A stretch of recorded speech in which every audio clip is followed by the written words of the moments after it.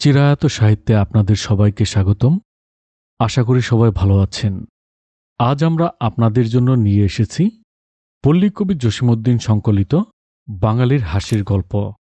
আজ শুনবেন এর 10ম পর্ব। আজকের পর্বে রয়েছে 2টি গল্প। প্রথম গল্প নাপিত ডাক্তার, দ্বিতীয় গল্প জিদ। তো চলুন শুরু করা যাক পল্লীকবি জসীমউদ্দীন সংকলিত বাঙালির হাসির গল্পের 10ম পর্ব। প্রথম গল্প নাপিত ডাক্তার।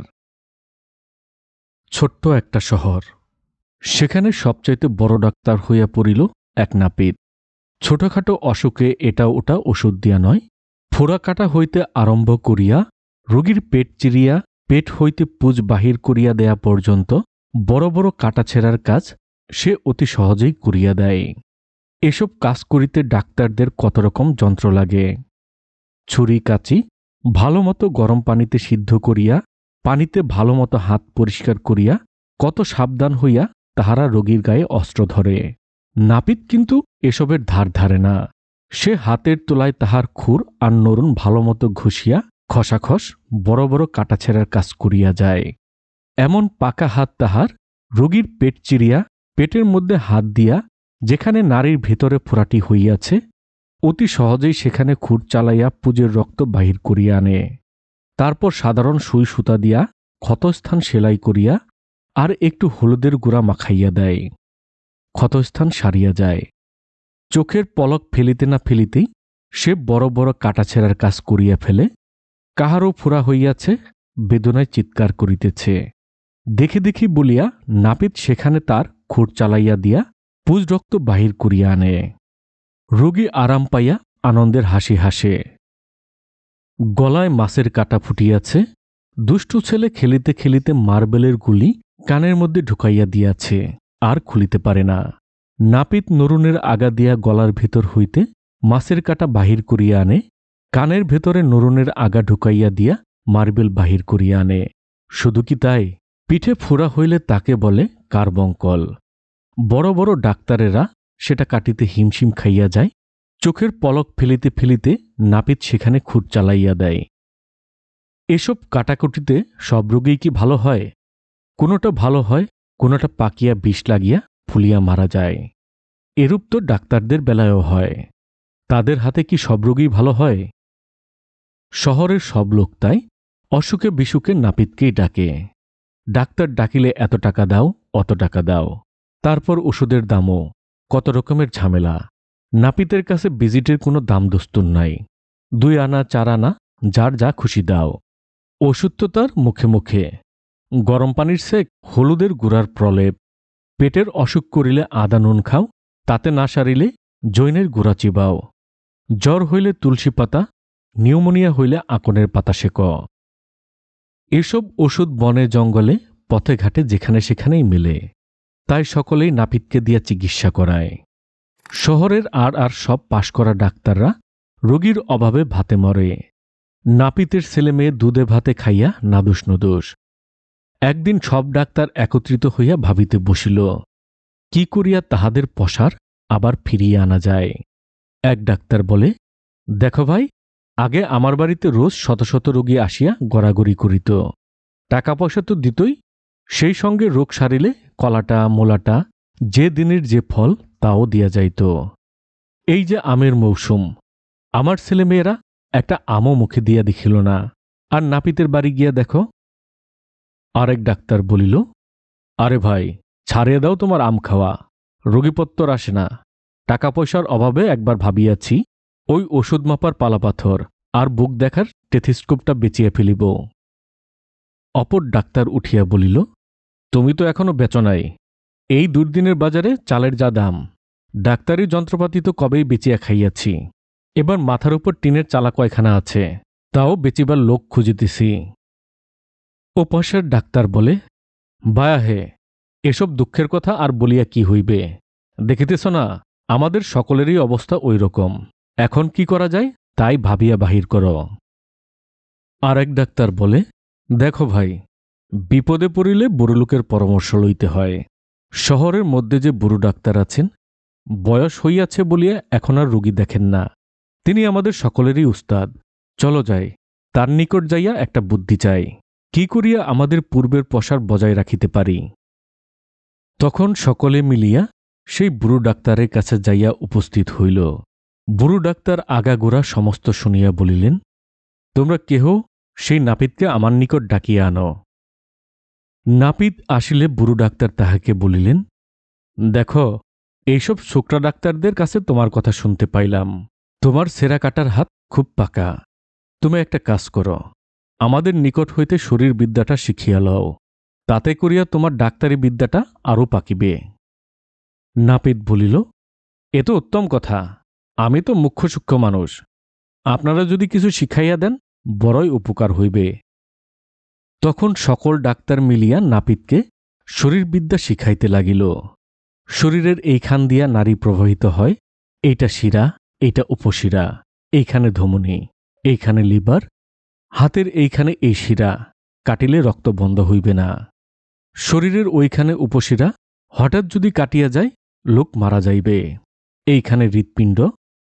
এইভাবে 7-8 দিন ধরিয়া সকল ডাক্তার মিলিয়া নাপিতকে শরীরবিদ্যা শিখাইল। নাপিত বুদ্ধিমান লোক, ডাক্তারদের যাহা শিখিতে মাসের পর মাস লাগিয়াছিল সে তাহা 7-8 দিনে শিখিয়া ফেলিল। শুধু কি শরীরবিদ্যা, ডাক্তারেরা তাহাকে নানা রকম অসুখের জীবাণুর কথাও বলিয়া দিল। ডাক্তারের যন্ত্রপাতি ভালোমতো পরিষ্কার করিয়া না লইলে রোগীদের কি কি রোগ হইতে পারে তাহাও বুঝাইয়া দিল। তারপর সে বুড়ো ডাক্তারের পরামর্শ মতো সকল ডাক্তার একটি রোগী আনিয়া নাপিতের সামনে খাড়া করিল। তাহার সামান্য ফুরা হইয়াছিল, তাহারা তাহাকে সেই ফুরা কাটিতে বলিল। নাপিত কত রকম করিয়া হাত ধয়, কত ঔষধ গুলাইয়া তাহার নরুন, খুর ইত্যাদি পরিষ্কার করে, কিন্তু তার মনের খুঁতখুঁতি আর যায় না। হয়তো তার হাত ভালোমতো পরিষ্কার হয় নাই, হয়তো অস্ত্রে কোনো রোগীর জীবাণু লাগিয়া আছে।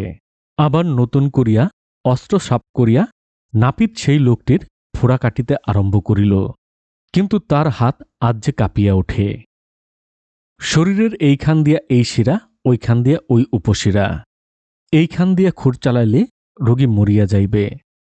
নাপিত খুর এভাবে ধরে ওভাবে ধরে, কিন্তু ফোড়া কাটিতে কিছুতেই সাহস পায় না। এতদিন অজানাতে রোগীর গায়ের যেখানে সেখানে খুর চালাইয়াছে, কিন্তু সমস্ত জানিয়া শুনিয়া সে আজ রোগীর গায়ে খুর চালাইতে সাহস পায় না। ভয়ে তাহার হাত হইতে অস্ত্র খসিয়া পড়িয়া গেল। নাপিত আর তাহার খুর চালাইতে পারিল না। সেই হইতে নাপিতের পসার বন্ধ হইল। লোকেরা আবার ডাক্তার ডাকিতে আরম্ভ করিল।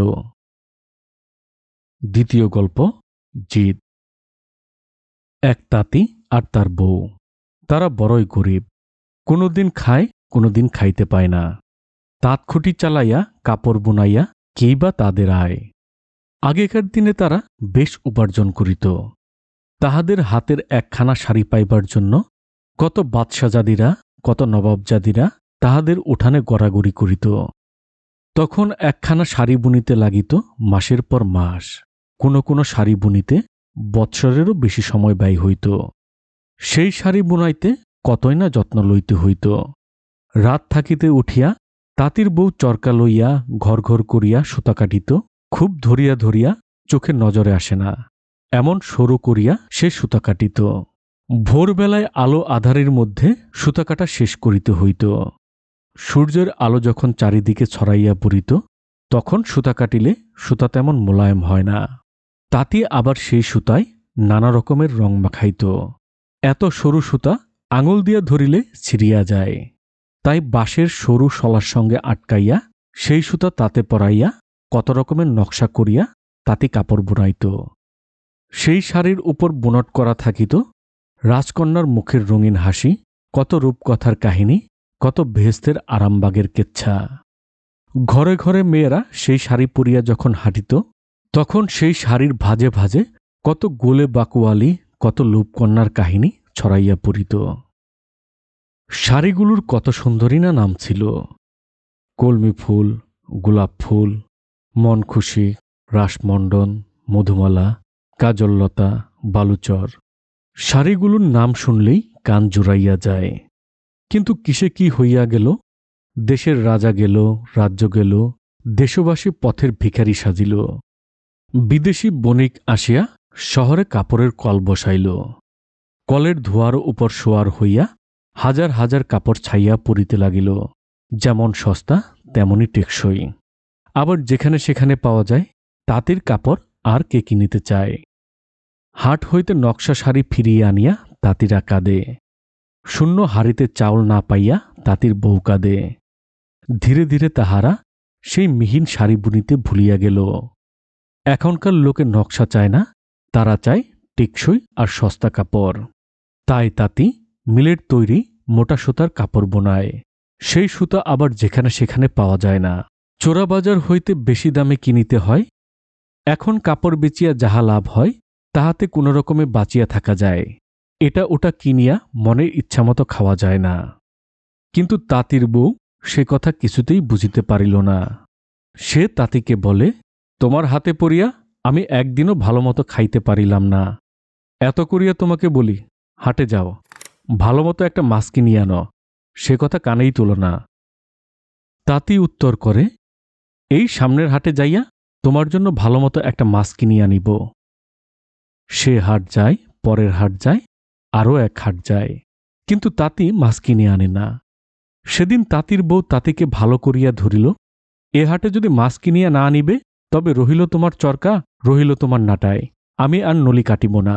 রহিল পড়িয়া তোমার শলা, আমি আর তেনা কারাইব না। শুধু শাক ভাত আর শাক ভাত, খাইতে খাইতে পেটে চর পড়িয়া গেল। তাও যদি পেট ভরিয়া খাইতে পারিতাম। তাঁতি আর কি করে, একটা ঘষা পয়সা ছিল, সেই পয়সা লইয়া তাঁতি হাটে গেল। এ দোকান ও দোকান ঘুরিয়া অনেক দরদস্তুর করিয়া সে ঘষা পয়সাটা দিয়া 3টি ছোট্ট মাছ কিনিয়া আনিল। মাছ দেখিয়া তাঁতির বউ খুব খুশি। আহ্লাদে আটখানা হইয়া সে মাছ কুটিতে বসিল। এভাবে ঘুরাইয়া ওভাবে ঘুরাইয়া কত রকম গুমর করিয়া সে মাছ কুটিল, যেন সত্যি সত্যি একটা বড় মাছ কুটিতেছে। তারপর পরিপাটি করিয়া সেই মাছ রান্না করিয়া তাঁতিকে ডাকিল। তাঁতি আর তার বউ খাইতে বসিল। 3টি মাছ, কে 2টি মাছ খাইবে আর কে 1টি খাইবে কিছুতেই তাহারা ঠিক করিতে পারে না। তাঁতি বউকে বলে, দেখো, রোদে ঘামিয়া কত দূর পথ হাঁটিয়া এই মাছ কিনিয়া আনিয়াছি, আমি 2টি মাছ খাইব, তুমি একটা খাও। বউ বলে, তাহা হইবে না। এত বলিয়া কহিয়া কত মান অভিমান করিয়া তোমাকে দিয়া মাছ কিনাইয়া আনিলাম, আমিই 2টি মাছ খাইব। তাঁতি বলে, তাহা কিছুতেই হইবে না। কথায় কথায় আরও কথা ওঠে, তর্ক বাড়িয়া যায়, সেই সঙ্গে রাতও বাড়ে, কিন্তু কিছুতেই মীমাংসা হয় না কে 2টি মাছ খাইবে আর কে খাইবে 1টি মাছ। অনেক বাদানুবাদ, অনেক কথা কাটাকাটি, রাতও অর্ধেক হইল। তখন দুইজনেই স্থির করিল তাহারা চুপ করিয়া ঘুমাইয়া থাকিবে। যে আগে কথা বলিবে সেই একটা মাছ খাইবে। তাঁতি এদিকে মুখ করিয়া, তাঁতির বউ ওদিকে মুখ করিয়া শুইয়া রহিল। থালা ভরা ভাত তরকারি পড়িয়া রহিল। রাত কাটিয়া ভোর হইল, কিন্তু কাহারও মুখে কোনো কথা নাই। ভোর কাটিয়া দুপুর হইল, কিন্তু কাহারও মুখে কোনো কথা নাই। দুপুর কাটিয়া সন্ধ্যা হইল, কিন্তু কাহারও মুখে কোনো কথা নাই। বেলা যখন পরে পরে আকাশের কিনারায় সাজের কলসি ভরা ভরা, পাড়ার লোকেরা বলাবলি করে, আরে ভাই, আজ তাঁতি আর তাঁতির বউকে দেখছি না কেন? তাদের বাড়িতে তাঁতের খটর খটর শুনছি না কেন? চরকার ঘর ঘরও তো শোনা যায় না। কোনো অসুখ বিসুখ করল নাকি? আহা, তাঁতি বড় ভালো মানুষ, বেচারা গরিব হইলে কি হইবে, কাহারও কোনো ক্ষতি করে নাই কোনো দিন। একজন বলিল, চল ভাই, দেখি আসি ওদের কোনো অসুখ বিসুখ হল কিনা। পাড়ার লোকেরা তাঁতির দরজায় আসিয়া ডাকাডাকি আরম্ভ করিল, কিন্তু কোনো সারা শব্দ নাই। ভিতর হইতে দরজা বন্ধ। তখন তারা দরজা ভাঙিয়া ঘরে ঢুকিয়া দেখিল তাঁতি আর তাঁতির বউ শুইয়া আছে, নড়ে না চড়ে না, ডাকিলেও কোনো সাড়া দেয় না।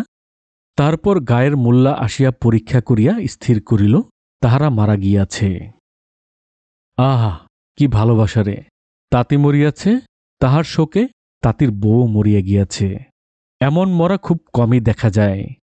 এসো ভাই, আতর গোলাপ মাখাইয়া কাফনের কাপড় পরাইয়া এদেরকে কবরে দাফন করি। গোরস্থান সেখান হইতে 1 মাইল দূরে, এই অবেলায় কে সেখানে যাইবে? পাড়ার 2 জন ইমানদার লোক মরা কাঁধে করিয়া লইয়া যাইতে রাজি হইল। মোল্লা সাহেব ঘোড়ায় চড়িয়া সঙ্গে সঙ্গে চলিলেন। কবর দেওয়ার সময় জানাজা পড়িতে হইবে। গোরস্থানে মোর্দা আনিয়া নামানো হইল। মোল্লা সাহেব একটি খোঁটার সঙ্গে তাহার ঘোড়া বাঁধিয়া সমস্ত তদারক করিতে লাগিল। তাহার নির্দেশ মতো কবর খোঁড়া হইল।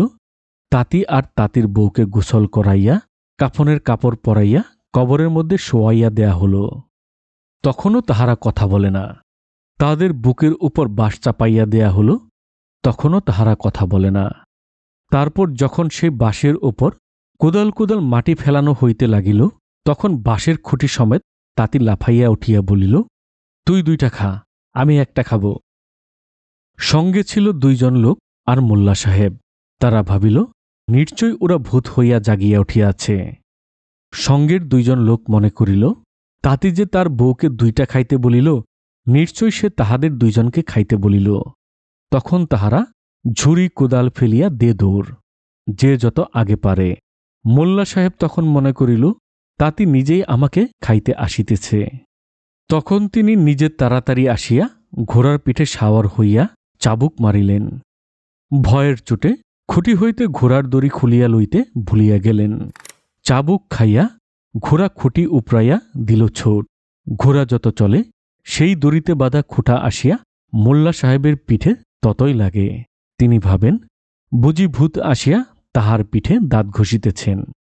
তখন তিনি আরও জোরে জোরে ঘোড়ার গায়ে চাবুক মারেন, আর দড়ি সমেত খুঁটি আসিয়া আরও জোরে জোরে তাহার পিঠে লাগে। হাসিতে হাসিতে তাঁতি আর তাঁতির বউ বাড়ি আসিয়া ভাত খাইতে বসিল। ধন্যবাদ। এই ছিল আমাদের আজকের গল্প। আশা করি গল্পগুলো ভালো লেগেছে। যদি গল্পগুলো ভালো লাগে, তবে আমাদের চ্যানেল চিরায়ত সাহিত্যকে লাইক, কমেন্টস ও সাবস্ক্রাইব করে আমাদের পাশেই থাকবেন।